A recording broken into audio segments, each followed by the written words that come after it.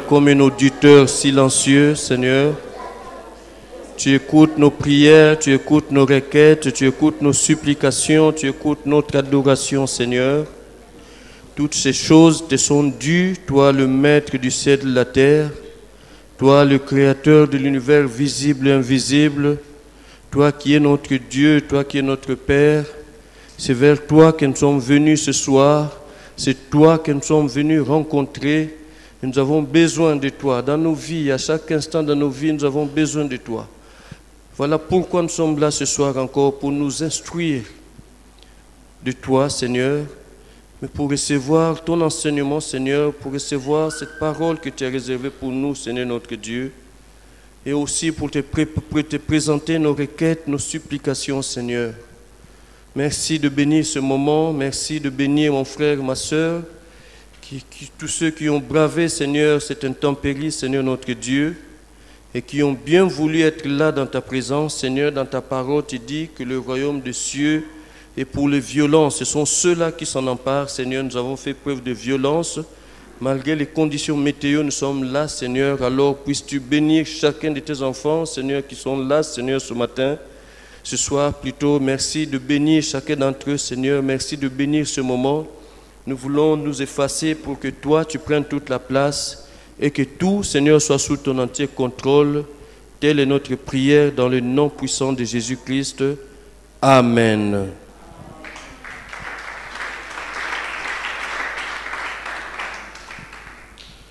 Que le nom du Seigneur soit béni ce soir encore. Et que Dieu continue de nous bénir. Je voudrais vous encourager à être sérieux dans les choses de Dieu. Vous savez, quelque part, l'apôtre Paul est en train de dire, je crois que c'est aux Romains qu'il le dit. Il dit, qui me séparera de l'amour de Christ? Il dit, sera-ce la faim? Sera-ce la soif, la nudité? Sera-ce le manque d'argent? Mais à la fin, il conclut, dit, j'ai cette assurance que rien ne me séparera de l'amour de Dieu. Bien aimé, même si les conditions météo sont difficiles, mais pour les choses de Dieu, faisons-nous violence. Et que Dieu vous bénisse à vous qui vous êtes fait violence pour être là ce soir encore. Alors, nous sommes en train de poursuivre notre randonnée dans les Écritures parce que nous avons besoin d'entendre ce bruit qui annonce la pluie.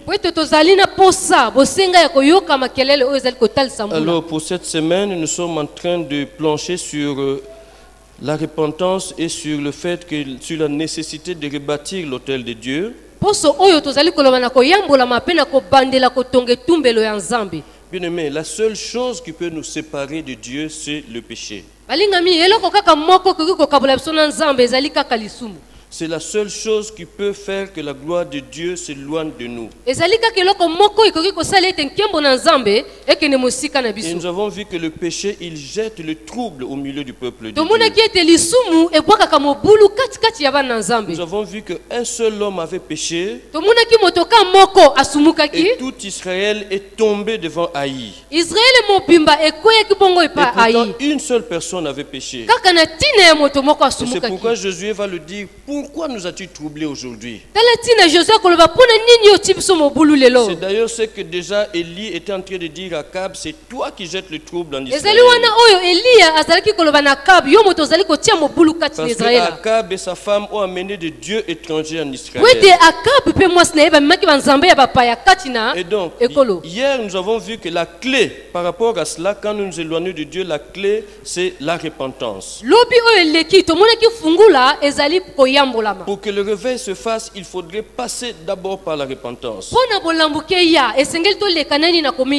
Bien aimé, regardez, quand on nous fait cette prière d'acceptation de Jésus-Christ, qu'est-ce que nous faisons? Nous amenons d'abord la personne à reconnaître son état de pécheur. Que la personne constate par elle-même que la vie qu'elle menait avant n'était pas bonne. Et qu'il faudrait que cette personne demande pardon à Dieu. Et c'est après seulement qu'on l'invite, qu'on peut inviter Jésus-Christ à venir dans sa vie. Bien-aimé, la clé du réveil, c'est la repentance. Et nous nous sommes attardés longuement là-dessus la journée d'hier. Alors aujourd'hui, nous allons poursuivre sur la repentance. Nous allons voir un peuple qui était près d'être exterminé par Dieu. Dieu était prêt de détruire toute la ville. Mais comme Dieu ne veut pas la mort du méchant, alors Dieu va d'abord leur envoyer un prophète. Et tout à l'heure, nous allons terminer aussi par un homme qui était un grand pécheur. Mais la Bible nous montre que le jour où il a reçu Jésus-Christ dans sa maison, quelque chose s'est passé dans sa vie. Nous allons terminer par là tout à l'heure. Donc je voudrais vous inviter à lire 3 textes. Nous commençons par celui de Jonas, le chapitre 3. Nous allons faire la lecture, nous commençons la lecture au verset 4 et nous irons jusqu'au verset 10. Jonas, le chapitre 3, nous commençons la lecture au verset 4. Il est dit ceci: Jonas fit d'abord dans la ville une journée de marche.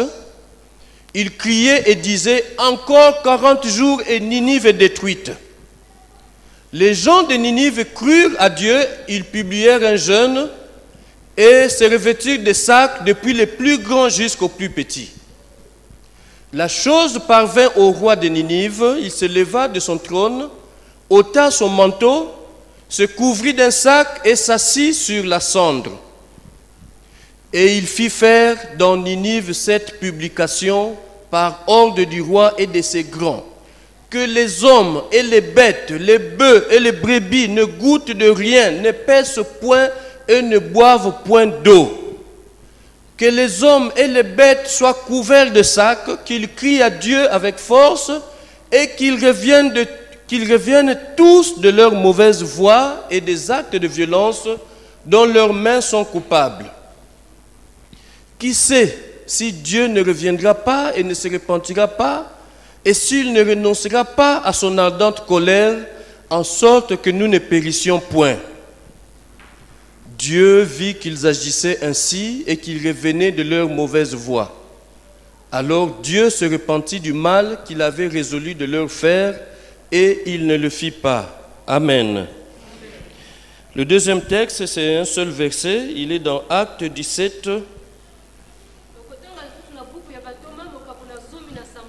Actes chapitre 17, le verset 30. Actes 17, le verset 30. Il est écrit ceci: Dieu, sans tenir compte des temps d'ignorance, annonce maintenant à tous les hommes en tout lieu qu'ils aient à se repentir.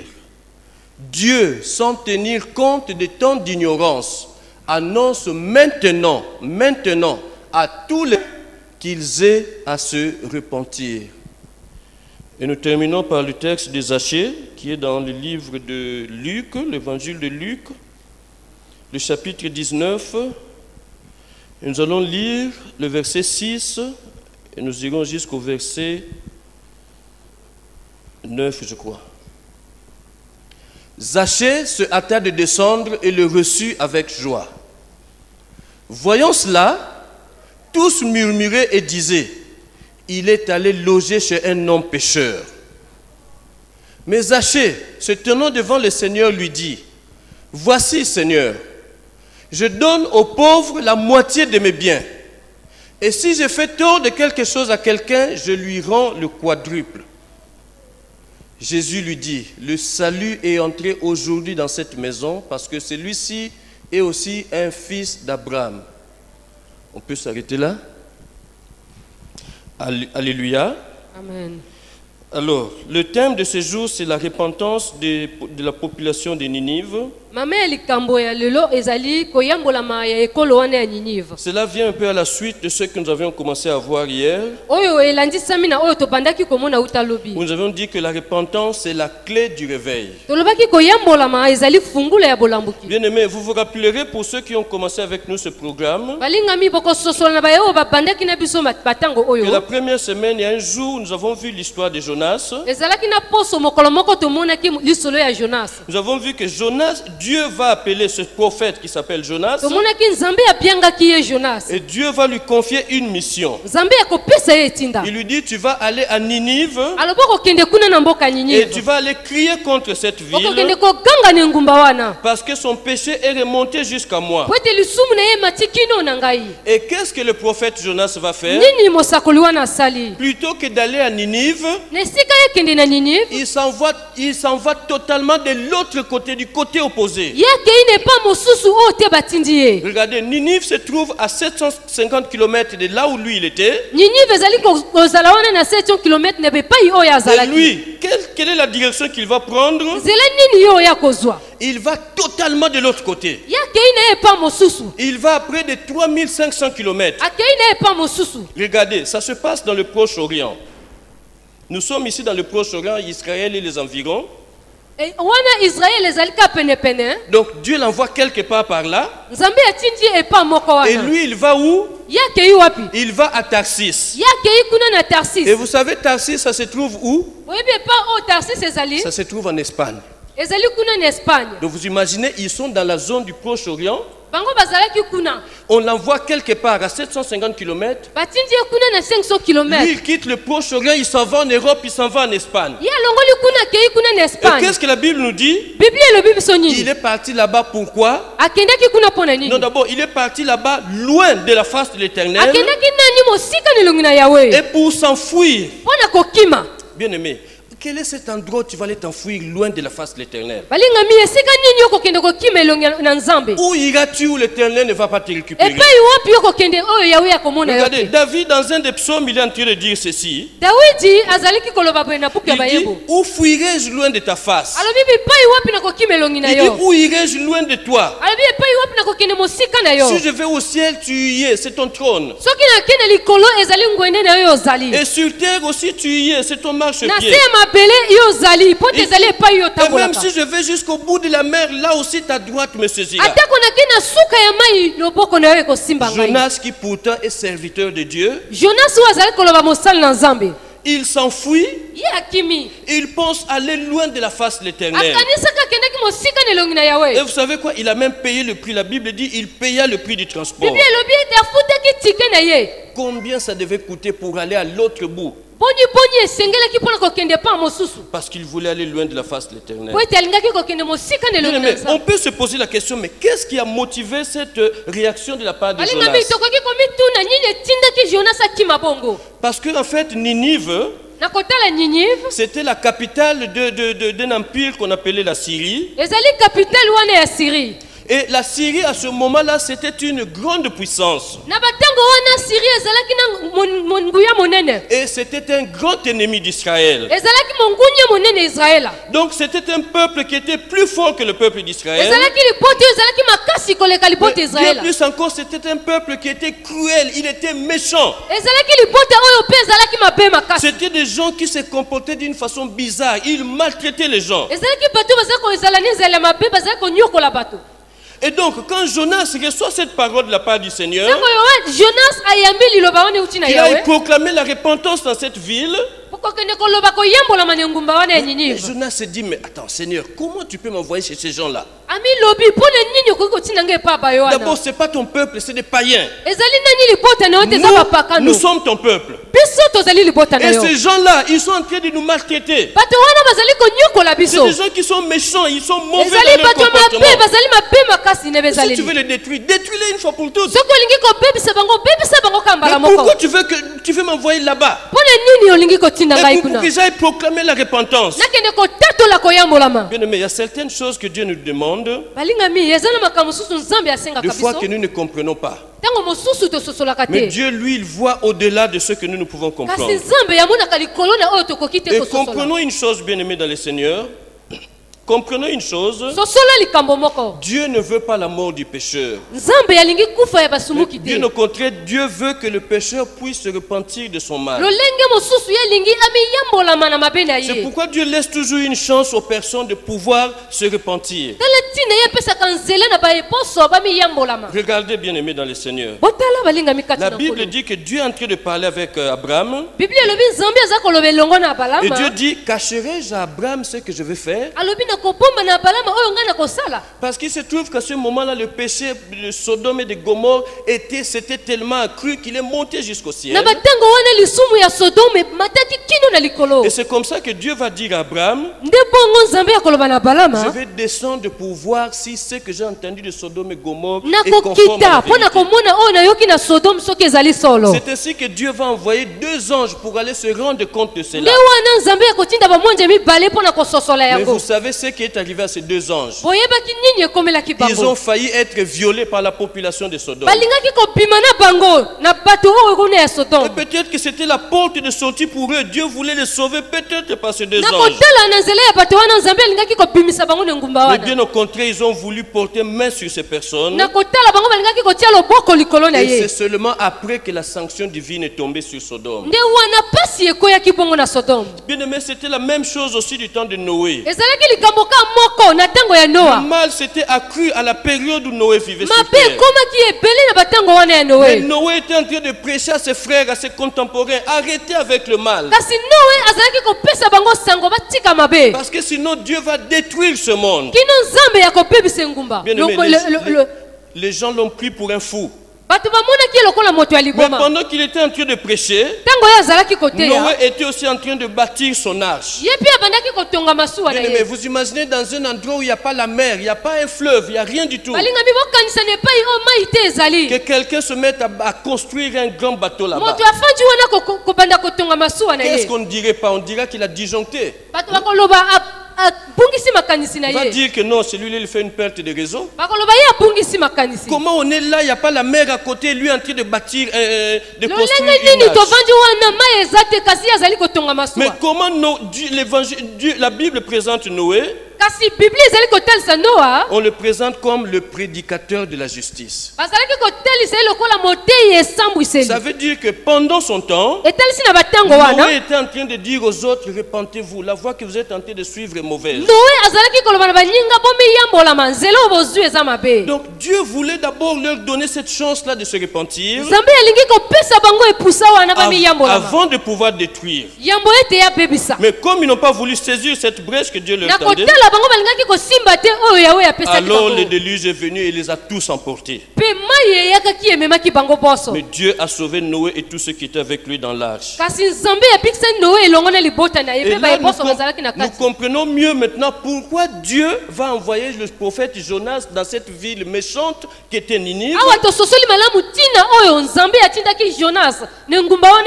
Parce que Dieu voulait les sauver. Notre Dieu, il est amour. Il ne veut pas la mort du méchant. Mais bien au contraire, il veut que le méchant puisse sortir, quitter ses mauvaises voies. Et donc nous avons vu que Jonas, il a fui de l'autre côté. Mais où peut-on fuir loin de la face de l'Éternel? Dieu va le récupérer. Il va se retrouver dans le ventre du poisson. Et 3 jours après, le poisson va le vomir. Mais pendant qu'il était dans le ventre du poisson, il a fait monter une prière vers Dieu.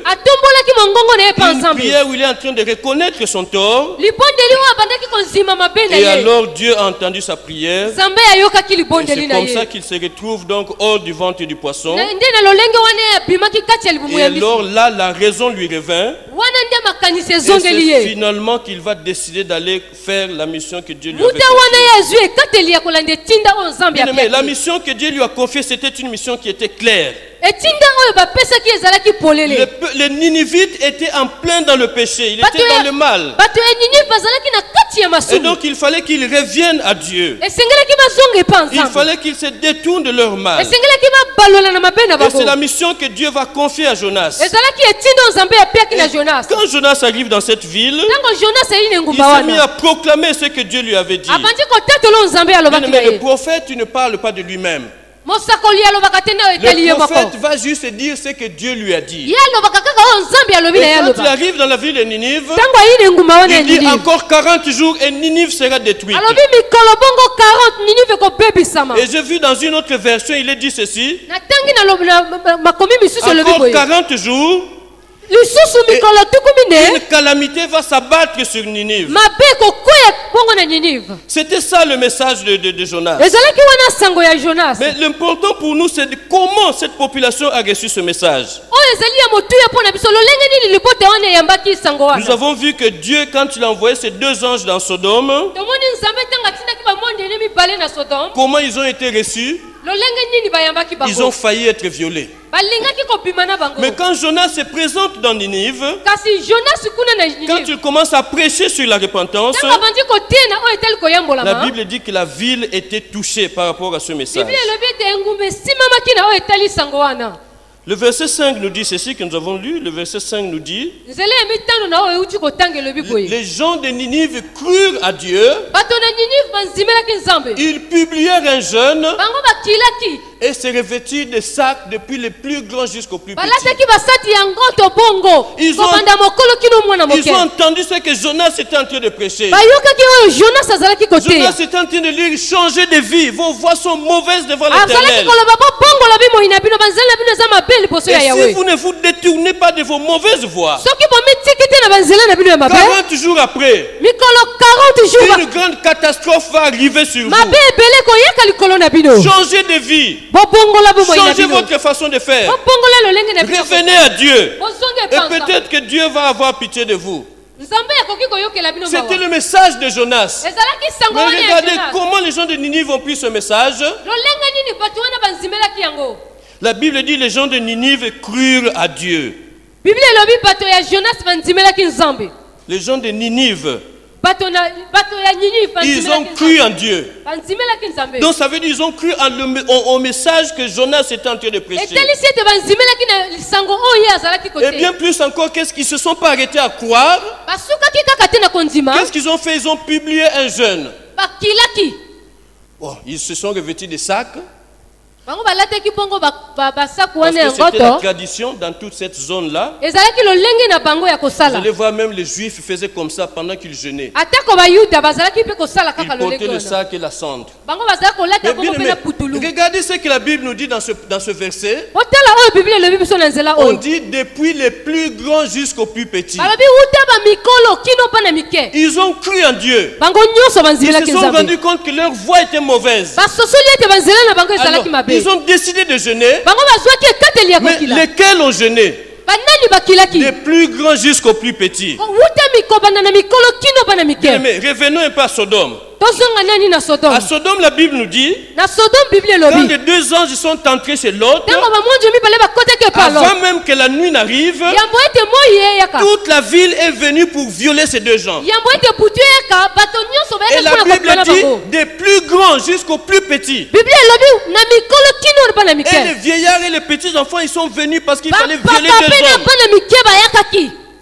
Mais ici, qu'est-ce que nous voyons? Ninive a cru en Dieu. Et qu'est-ce qui se passe? C'est que des plus grands jusqu'aux plus petits, ils ont cru en Dieu.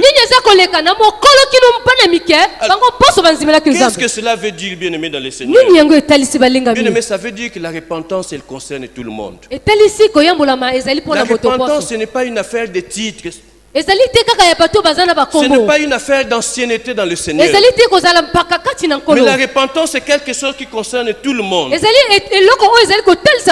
Bien aimé, rappelez-vous, nous avons lu un verset ici, Acte 17, le verset 30. Et ce verset-là, qu'est-ce qu'il nous dit?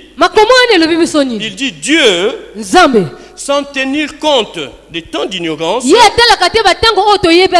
annonce maintenant, parce que la repentance c'est maintenant que ça se passe. La repentance ce n'est pas hier, ce n'est pas demain, c'est maintenant que ça se passe. Dès qu'on se rend compte qu'on n'est pas dans les voies de Dieu, c'est à ce moment-là qu'il faut se repentir. Mais ça concerne qui la repentance? La Bible dit à tous les hommes. Dieu est en train de dire à tous les hommes, où qu'ils soient, en tout lieu, il faut qu'ils aient à se repentir. Et les gens de Ninive ont compris cela. C'est pourquoi la Bible nous dit des plus grands jusqu'aux plus petits. Ils ont compris qu'il fallait qu'ils changent de voie. Mais la repentance c'est quelque chose qui doit marcher avec nous. Aussi longtemps que nous sommes encore dans ce corps de chair, le péché sera toujours là à nos portes. Et les accidents peuvent arriver où nous pouvons tomber dans le péché. Mais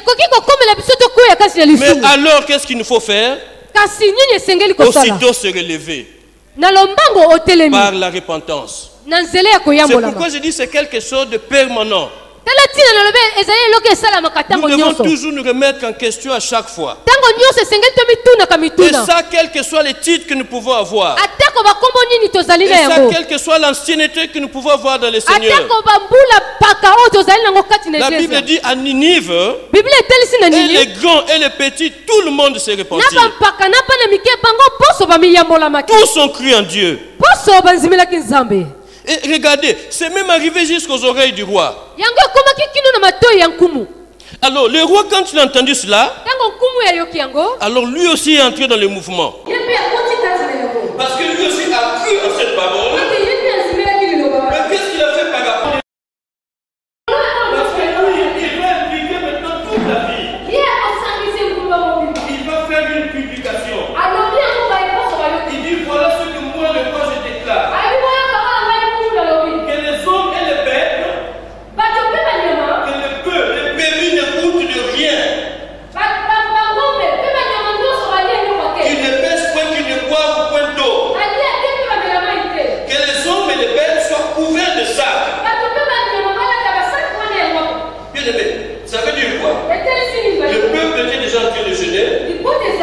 Mais quand c'est arrivé aux oreilles du roi, parmi les mesures fortes que le roi va prendre, c'est entraîner tout le peuple dans le jeûne.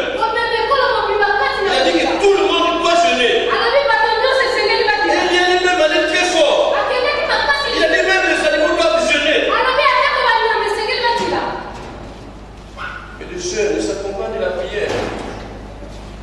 Le jeûne s'accompagne toujours de la prière. Mais les animaux ne peuvent pas prier. Mais c'était un roi païen, ils ne comprenaient pas ça. Dans leur coutume, c'est comme ça qu'ils faisaient. En fait, il était en train de se dire peut-être que même si les animaux ne peuvent pas prier, au moins ils peuvent jeûner. C'était ça son raisonnement. Donc, parmi les mesures fortes que le roi va prendre, c'était d'abord de décréter un jeûne. Et c'était un jeûne sévère, c'était un jeûne à sec. Parce qu'il ne fallait ni manger ni boire. Et ça concernait les hommes et les bêtes. Mais après, qu'est-ce qu'il va dire? Ensuite, il va dire que les hommes crient à Dieu avec force. Tout païen qu'il était bien aimé dans le Seigneur, il savait une chose, c'est que le jeûne s'accompagne toujours de la prière. Bien aimé, si tu es en train de jeûner et que tu n'as pas le temps de prier, tu es en train de mortifier ton corps pour rien. Tu es en train de faire souffrir ton corps. C'est une grève de la faim que tu fais. Dieu ne se retrouve pas dans ça. Le jeûne s'accompagne toujours de la prière. C'est pourquoi vous voyez, nous disons toujours jeûne et prière. Ça va toujours ensemble. Et donc par rapport à la prédication de Jonas, le roi va ordonner qu'il en soit ainsi dans tout le pays. Que tout le monde jeûne, mais qu'il crie à Dieu avec force. Ça veut dire qu'ils doivent prier, bien aimés dans le Seigneur. Et c'était ça que le roi était en train de leur dire. Mais bien aimé, il ne s'est pas arrêté là. Il regarde ce qu'il ajoute. Il dit qu'ils reviennent tous de leur mauvaise voie et des actes de violence dont leurs mains sont coupables. Bien aimé, au début j'étais en train de vous dire que la Syrie à cette époque-là c'était un peuple très fort. C'est Assyrie, c'est pas Syrie. Assyrie. Il y a Syrie et Assyrie. Donc la Syrie, c'était un peuple qui était très fort à l'époque. Et du fait qu'ils étaient la plus grande puissance en ce moment-là, ils étaient d'une cruauté terrible par rapport à leurs ennemis. Et je vous ai dit, c'est ce qui a fait que Jonas, il était réticent pour aller proclamer une repentance chez un peuple qui les faisait souffrir. C'était un grand ennemi d'Israël. Et donc Jonas s'est dit, mais comment? Ces gens-là sont en train de nous faire souffrir. Et Dieu, au lieu de les détruire une fois pour toutes, il veut d'abord leur laisser une chance. Mais regardez, quand ce peuple a cru en Dieu, qu'est-ce que le roi dit après avoir jeûné, après avoir crié vers Dieu avec force? Qu'est-ce qu'il leur fallait faire encore? Qu'ils reviennent tous de leur mauvaise voie et des actes de violence dont leurs mains sont coupables. Mais ça vient confirmer ce que nous disions en introduction. C'était un peuple qui était violent. C'était un peuple qui marchait dans de mauvaises voies. Et le roi, il a compris cela. Il a compris qu'il fallait qu'il revienne à de meilleurs sentiments. Bien aimé, en parlant de la repentance, ce n'est pas un slogan. Mais la repentance, elle doit se traduire par des actes. La repentance, elle se traduit toujours par des actes. C'est comme ça que le Seigneur voit la chose, bien aimé. Bien aimé, regardez. Le message, quand Jean-Baptiste est venu, quel était son message? Jean-Baptiste, quel était son message? Repentez-vous, car le royaume de Dieu est proche. Et après cela, il fallait qu'il passe par les eaux du baptême. C'était ça le message de Jean-Baptiste. C'était le message qu'il était en train de prêcher. Mais qu'est-ce qui va se passer? C'est que les gens venaient maintenant sans véritablement s'être repentis. Ils venaient pour se faire baptiser, mais sans avoir véritablement cette expérience-là de la repentance. Et c'est la raison pour laquelle Jean-Baptiste va dire: produisez du fruit digne de la repentance. Bien aimé, la repentance est traduite par des actes. La véritable repentance, elle traduit des actes. Il y a des choses auxquelles il faut renoncer. Ça veut dire, si on était sur une mauvaise voie, alors il faut changer de voie. Et c'est ça que le roi de Ninive est en train de dire ici. Il dit, détournez-vous de vos mauvaises voies et renoncez à tous ces actes de violence dont vos mains sont coupables.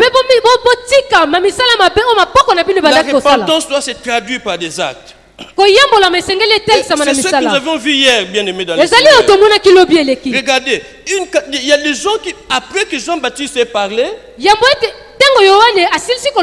quand tu t'es rendu compte que les gens venaient pour se faire baptiser, c'était comme un effet de mode. C'est un peu comme le voyons aussi aujourd'hui. Il y a des gens qui viennent à l'église, l'église réveille, c'est comme un effet de mode.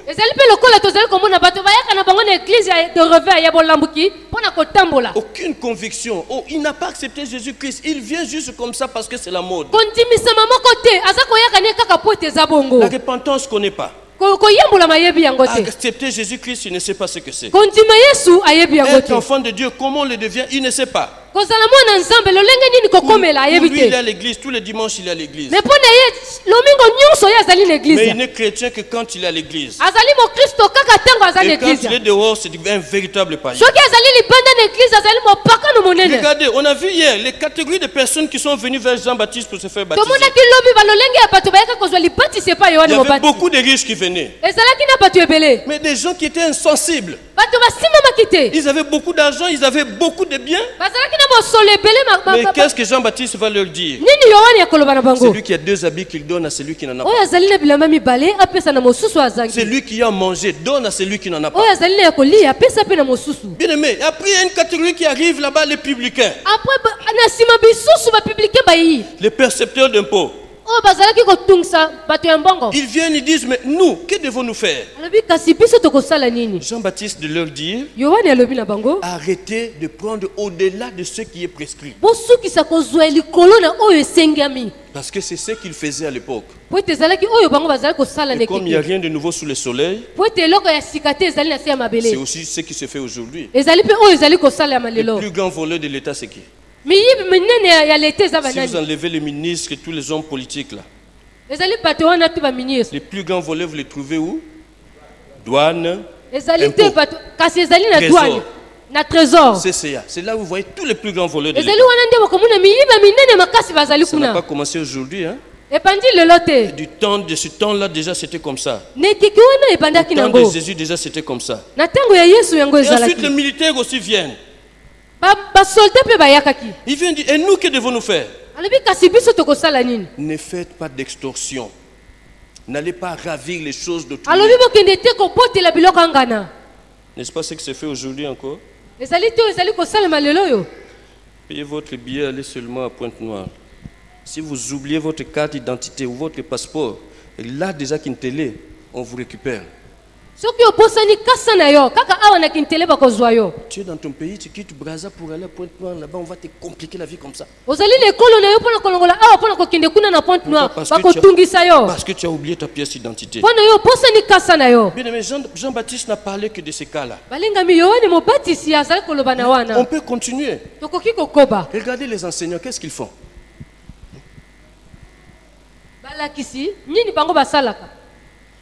Moi j'ai un frère, heureusement qu'il a pris sa retraite. Enseignant. Il a fait combien d'enfants? 9 enfants. Vous savez quoi?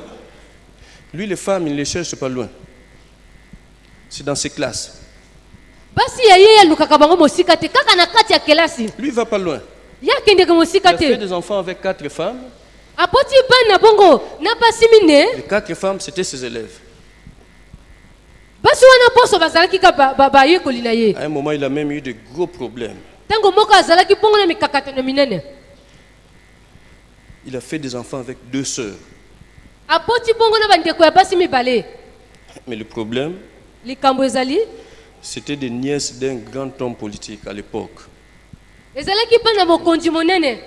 Et le monsieur, qu'est-ce qu'il a fait? Il a commencé à lui racler son salaire depuis la source.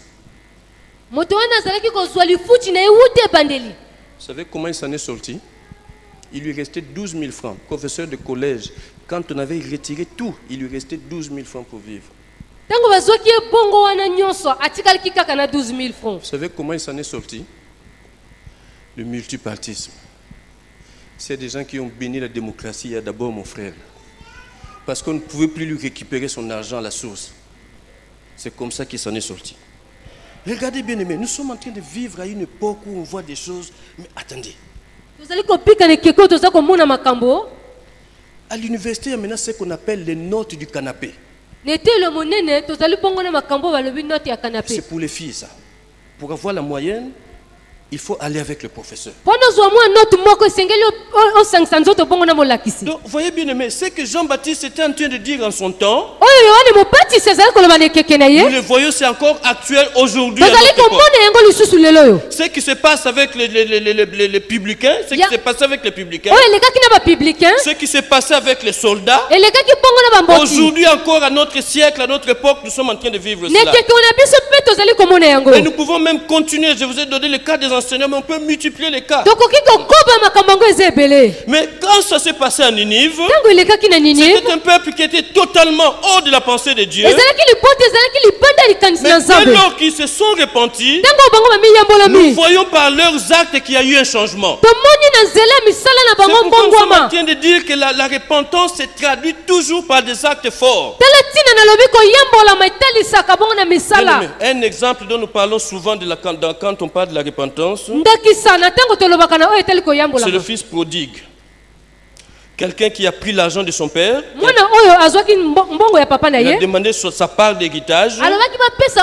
Il est parti, il a claqué son argent vivant dans la débauche. Ensuite, il s'est retrouvé véritablement dans le besoin. Et qu'est-ce qui s'est passé? La Bible dit que étant rentré en lui-même, c'est à ce moment-là qu'il a pris des décisions. Quand il est rentré en lui-même, alors il a pris la décision. Il a dit non, il faut que je reparte vers mon père. J'étais loin de mon père. Maintenant, il faut que je reparte vers mon père. Donc, voyez-vous, il y a eu un changement de direction. Et c'est ça que le roi de Ninive est en train d'enseigner à son peuple. Il ne suffit pas de jeûner. Il ne suffit pas de crier avec force. Mais ce qu'il faut encore faire, c'est de changer de voix. Changez votre façon de faire. Arrêtez avec la violence. Arrêtez avec la cruauté. Et ensuite il vient conclure. Il dit, qui sait si Dieu ne reviendra pas et ne se repentira pas, et s'il ne renoncera pas à son ardente colère, en sorte que nous ne périssions point. Bien aimé, c'est un païen qui est en train de parler. Mais quand il a compris la nécessité de la repentance, il enseigne aussi à son peuple qu'il faut aussi se détourner des mauvaises voies. Ça veut dire, si tu étais sur une voie de corruption, il faut faire demi-tour et prendre maintenant la voie de l'honnêteté. Ça veut dire, si tu étais dans une vie de désordre, il faut changer de voie et marcher maintenant en conformité avec la parole de Dieu. La repentance se traduit par des actes, bien aimés. Il faut qu'il y ait un changement de vie, un changement de mentalité, un changement de direction. C'est cela que Dieu attend de nous, bien aimés. C'est pourquoi Jean-Baptiste disait, produisez donc du fruit digne de la repentance. Alléluia. Amen. Alléluia. Nous avons vu un texte tout à l'heure à la fin. C'est le dernier texte que nous avons lu. C'est un texte que nous connaissons. C'est l'histoire d'un homme qu'on appelle Zachée. Quel était son travail? C'est publicain, percepteur d'impôts. Mais lui, c'était leur chef. C'était le chef de percepteur d'impôts. Aujourd'hui, on dirait quoi? Chef de quoi? Directeur ou divisionnaire, inspecteur des impôts. Et donc, vous imaginez déjà que c'était quelqu'un de très riche. La Bible dit de lui qu'il était très riche. Mais cet homme, un jour, il va apprendre que Jésus était dans la ville. Et il voulait voir Jésus. Il avait entendu parler de Jésus. Et le jour où Jésus est entré dans cette ville, il a manifesté le désir de voir Jésus. Mais le problème, c'est qu'il était courtois là, il était tout court. Et vous savez, quand Jésus allait avec ses disciples, il y avait toujours une grande foule. Et donc, du fait de sa petite taille, il ne pouvait pas voir le Seigneur. Alors, qu'est-ce qu'il va faire? Il va courir en avant. Il y avait un arbre qui était là devant. Et il était certain que Jésus devait passer par là. Il va monter sur cet arbre pour bien voir Jésus. Et quand Jésus arrive à son niveau, il dit qu'il va lever les yeux. Il le voit et lui dit, Zachée, descends vite. Parce qu'aujourd'hui, il faut que j'entre dans ta maison, je demeure dans ta maison. Et la Bible nous dit que Zachée se hâta de descendre. Et finalement, il va le recevoir avec joie dans sa maison. Bien aimé, qu'est-ce qui va se passer par la suite? C'est ce qui est ici au tableau. On dit, voyant cela, tous murmuraient et disaient, il allait loger chez un homme pécheur. Parce que je vous ai dit que Zachée était très riche. Très riche. Mais il a eu cette richesse où? Je vous ai dit, c'était le chef des percepteurs d'impôts. Donc ça veut dire que c'est quelqu'un qui prenait l'argent des gens. Là où il faut payer 100 000, lui il arrive, il dit écoute, tu payes 200 000. 100 000, ça va aller chez les Romains. 100 000 là, c'est pour lui. Et donc même tous ses collaborateurs qu'il envoyait sur le champ, ça veut dire lui il avait une commission. Quand il revenait, il fallait qu'ils aillent donner quelque chose à leur chef. C'est sûr aussi que lui-même s'est réservé tous les gros clients là. Alléluia. Amen. Vous savez comment ça se passe, non? Vous savez, pour aller contrôler Total, vous croyez qu'on va envoyer quoi? Un chef de bureau? Hein? Qui va aller là-bas? C'est le directeur lui-même? C'est le divisionnaire? Ou c'est l'inspecteur? On ne va pas envoyer un chef de bureau? Et lui, il était le chef de percepteur. Donc tous les gros clients, c'est lui-même qui allait là-bas. Et donc du coup, c'est quelqu'un qui était très célèbre, mais tristement célèbre. Parce que les gens, tout le monde considérait que c'était un grand voleur. Et c'est ce qui explique que le peuple soit scandalisé. Mais comment Jésus peut aller loger? C'est un voleur. Comment il peut aller vivre chez un grand pécheur comme ça? Mais regardez bien aimé la suite de ce verset. Mais Zachée, se tenant devant le Seigneur, lui dit, bien aimé, ça veut dire quoi? Ça veut dire que les murmures qu'il y avait dehors, c'est arrivé jusque dans la maison. Ça veut dire que Zachée a dû entendre comment les gens étaient en train de bouder dehors. Ça veut dire que le murmure là, ça devait être grand. Au point que même eux qui étaient dans la maison, et Jésus et Zachée et tous ceux qui étaient autour, entendaient ce murmure là. Mais qu'est-ce que nous voulons dire, bien-aimés dans le Seigneur? La Bible dit que Zachée, quand Jésus l'appelait, il est descendu avec joie. Et il s'est empressé d'amener Jésus dans sa maison. Ça veut dire qu'il y a quelque chose, il y a un contact qui s'est passé entre lui et Jésus. Ça veut dire qu'il y a quelque chose qui s'est passé entre les deux. C'est ça qui va les pousser à dire ce qui va suivre. Alors là maintenant il dit, Seigneur, je donne aux pauvres la moitié de mes biens. Et si je fais tort de quelque chose à quelqu'un, je lui rends le quadruple. En fait, qu'est-ce qu'il est en train de dire? Comment nous pouvons comprendre cela? Il réalise que toute sa vie était bâtie sur le mensonge. Il réalise que toute sa vie est bâtie sur le vol. Mais quand il a rencontré le Seigneur Jésus, il s'est dit que je ne veux plus qu'il en soit ainsi. Je veux que les choses changent dans ma vie. Je ne veux plus avoir cette perpétuelle renommée de voleur. Je veux changer les choses dans ma vie. Cela s'est passé parce qu'il a rencontré le Seigneur. Mais quand nous rencontrons le Seigneur, quelque chose doit se passer. C'est pourquoi je suis en train de dire, bien-aimé, que la repentance, elle doit se traduire par des actes. Et Zachée, en acceptant Jésus-Christ dans sa maison, on pourrait en conclure qu'il a accepté aussi Jésus-Christ dans sa vie à lui. Et c'est ce qui va déclencher maintenant qu'il pose des actes qui montrent qu'il veut changer de vie.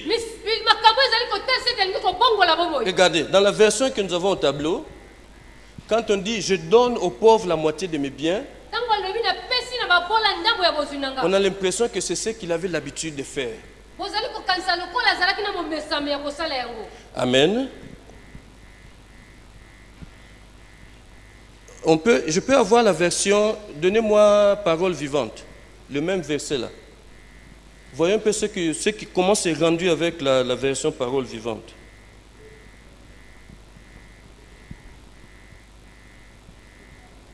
Alléluia. Regardez ce qu'il dit. Écoute, maître, je vais donner la moitié de mes biens aux pauvres. Donc, il dit, et si j'ai pris trop d'argent à quelqu'un, je vais lui rendre 4 fois autant. Ça veut dire quoi? Par le fait d'avoir accepté Jésus-Christ chez lui, dans sa maison, il prend des résolutions. Il prend des décisions maintenant. Il se rend compte que la façon dont il faisait n'était pas la bonne. Et qu'il fallait qu'il change de la façon d'être. Alors qu'est-ce qu'il fait? Il dit, Seigneur, voici ce que je décide maintenant. La moitié de mes biens, de toute façon j'ai eu ça frauduleusement. Alors qu'est-ce que je vais faire maintenant? Je vais donner cela aux pauvres. C'était sa façon pour lui de se dédonner un peu de tout le mal qu'il avait fait toute sa vie. Et il dit à toutes les personnes à qui j'ai fait du mal, toutes ces personnes à qui j'ai ravi des choses, je vais leur rendre 4 fois cela. Ça se traduit par des actes. Mais quand on s'est véritablement repenti, ça doit se traduire par des actes. Mais la Bible, elle est logique dans toutes ses parties.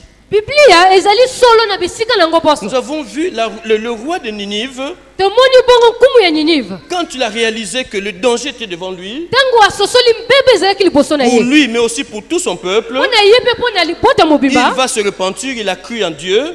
Et qu'est-ce qu'il ordonne à la population? Mis à part le jeûne, mis à part la prière, il leur dit changez de voie. Arrêtez avec le mal.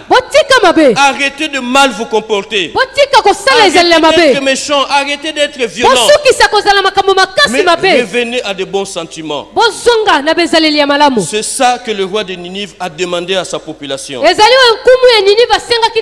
c'est déjà ce que nous avons vu hier. C'est ça que Jean-Baptiste va dire à toutes les catégories de personnes qui venaient vers lui. Et c'est aussi ce que Zachée a compris en ayant rencontré le Seigneur, qu'il fallait qu'il change de façon de faire. Et c'est la raison pour laquelle il va décider de donner la moitié de ses biens aux pauvres et de restituer aux autres ce qu'il lui avait fait, ce qu'il lui avait pris. Ça traduit une véritable repentance. Bien-aimé, Dieu est prêt à nous pardonner si nous nous repentons sincèrement. Si nous décidons de changer de vie, de changer de mentalité, de changer de direction. Nous sommes le peuple de Dieu. Et si donc nous crions vers Dieu, si nous décidons de nous détourner du mal, nul doute que Dieu nous sera favorable. Nul doute que Dieu nous sera favorable. Bien aimé, si Dieu s'est montré favorable face à une population païenne, les Ninivites, mais parce qu'ils ont eu la bonne attitude, Dieu s'est repenti du mal qu'il voulait faire. Alors, ce Dieu ne le fera-t-il pas pour ses enfants? Ce Dieu ne le fera-t-il pas pour nous? Bien aimé, il y a une chose sur laquelle je voudrais revenir, je n'ai pas parlé de ça. Regardez, à Ninive, qu'est-ce qui se passe? C'est le roi de Ninive qui prend des décisions fortes et qui entraîne tout le peuple avec lui. Vous imaginez, c'est le roi. Bien aimé, si Israël, dans le contexte d'Élie, si Israël s'est perverti, c'est parce que le roi a pris une femme étrangère qui est venue avec ses dieux. Et à partir du moment où le mal commence par le roi, tout le peuple a été entraîné dans le mal. Mais ici à Ninive, le roi, il laissait faire tous ces actes de violence qui se passaient dans la ville. Mais le jour où il a pris conscience que le danger était devant lui, c'est lui le roi qui va prendre des décisions fortes pour entraîner tout le peuple avec lui.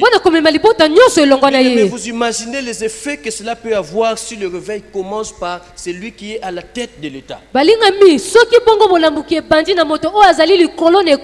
Il va traîner tout le monde. Et tout le pays va suivre. Bien aimé, c'est là où je comprends. Quand la Bible nous dit par la lettre de Paul au Timothée, je crois au chapitre 2, où il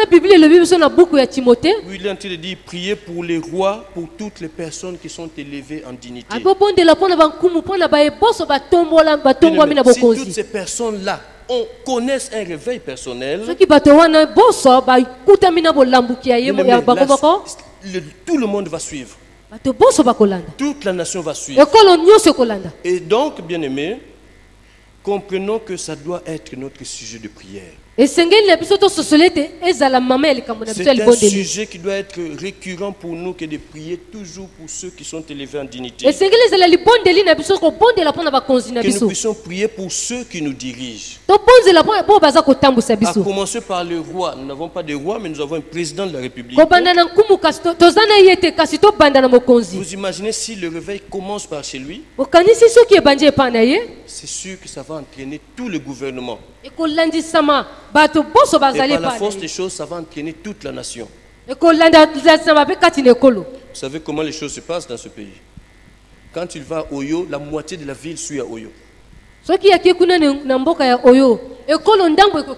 imaginez s'il s'est converti, qu'il commence à fréquenter une église, vous imaginez?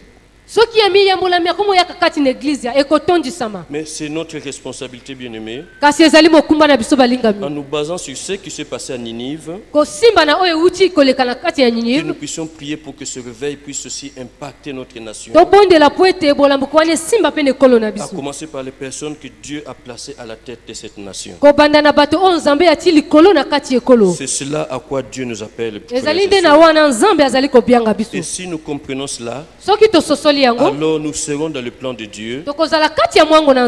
Et comme le roi de Ninive le disait, qui sait si Dieu va faire un miracle pour les toucher?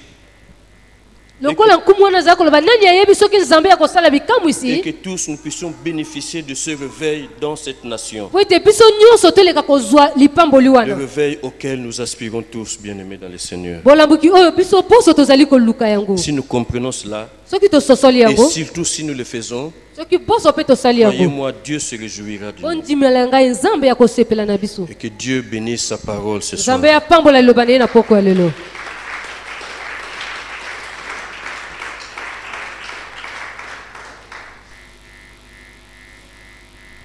Nous voulons nous lever, nous voulons prier le Seigneur maintenant. Nous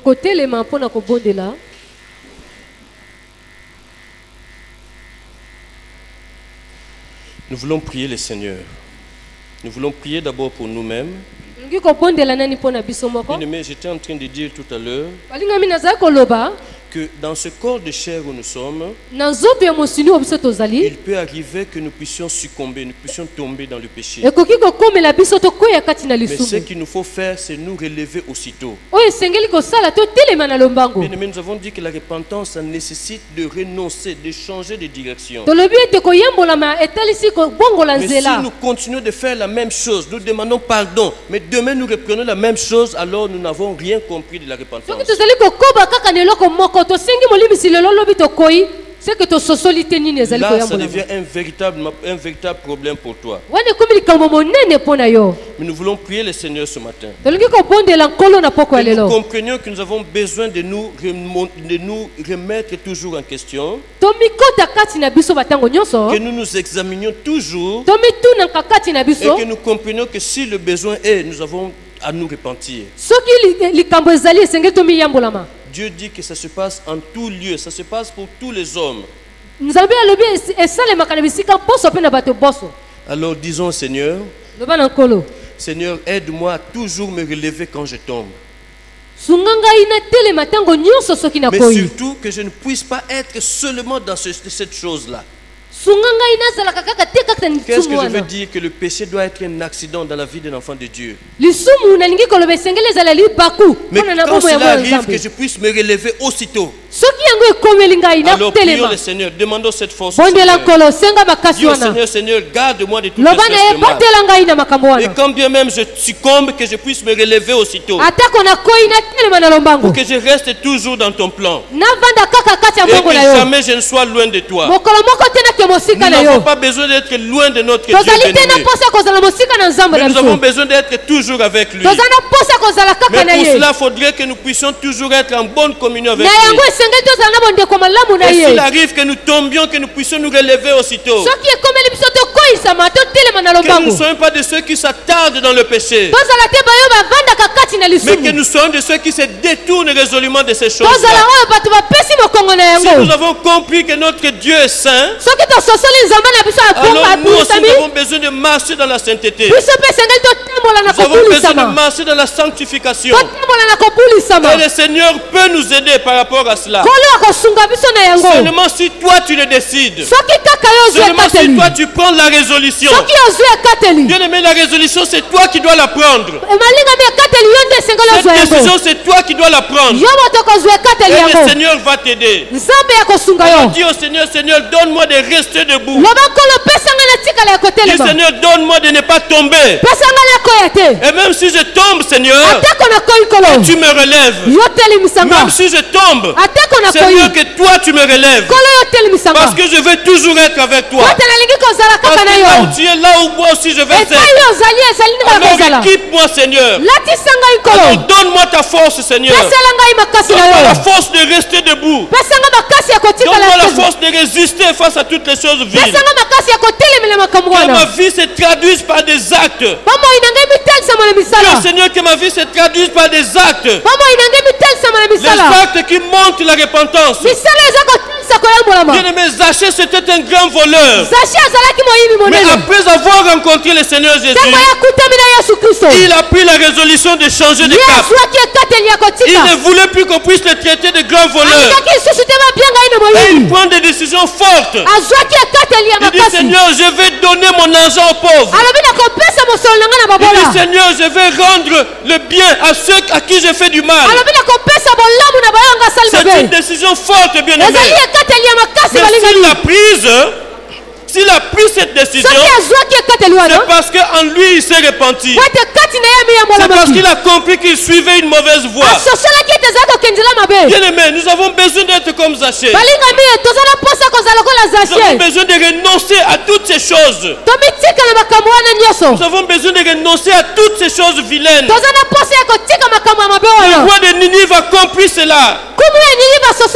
Il dit que tout le monde se détourne de ces mauvaises voies. Il dit que tout le monde arrête avec les actes de violence. Et c'est de ça dont nous avons besoin nous aussi aujourd'hui. De nous détourner de toute espèce de mal. De tourner le dos à tout ce qui est mal. Et surtout de prendre la décision de ne plus repartir dans ces choses. Je ne sais pas ce qui te dérange, mon frère. Je ne sais pas quel est le problème qui te dérange. Je ne comprends pas. Je ne sais pas quelle est cette chose qui t'empêche d'aller de l'avant. Mais il te faut prendre la décision ce soir. Ce n'est pas le Seigneur qui prendra cette décision. Le Seigneur, ce qu'il peut faire, c'est de t'aider. Après que tu aies pris la décision. Alors tu connais ta vie mieux que personne. Tu connais ta vie mieux que quiconque. Alors présente seulement ton problème au Seigneur. Dis au Seigneur, voilà le problème qui me ramène toujours en arrière. Dis au Seigneur, voilà cette chose qui me ramène toujours vers le bas. Et Seigneur, je t'en prie maintenant. Aide-moi, Seigneur. Aide-moi à tourner cette page. Aide-moi à aller de l'avant. Aide-moi à renoncer définitivement à cette chose. Que je ne regarde plus à ces choses, mais que je regarde seulement à toi. Que je regarde seulement à toi, Seigneur. Aide-moi, Seigneur, à rester debout. Aide-moi, Seigneur, à marcher comme toi tu le veux. Aide-moi, Seigneur, à marcher selon tes plans. C'est mon désir, Seigneur. C'est le désir de mon cœur, Seigneur. Parce que je veux être avec toi. Je veux être là où toi tu es, Seigneur. Je m'abandonne à toi, Seigneur. Je me confie en toi, Seigneur. Aide-moi, Seigneur. Aide-moi à marcher avec toi dans tout ce que je fais, Seigneur. Alléluia. Aide-nous, Seigneur. Prie le Seigneur, mon frère. Prie le Seigneur, ma soeur. Élève ta voix. Confie-toi au Seigneur. Il n'y a que le Seigneur pour t'aider par rapport à cela. Il n'y a que lui qui peut t'aider par rapport à cela, mon frère, ma soeur.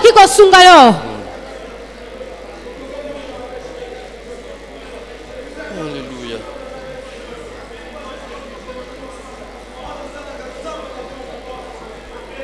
Toi, tu peux le faire, Seigneur notre Dieu. Il n'y a que toi pour nous changer, Seigneur. Il n'y a que toi qui peux nous changer, Seigneur notre Dieu. Donne-nous, Seigneur, de nous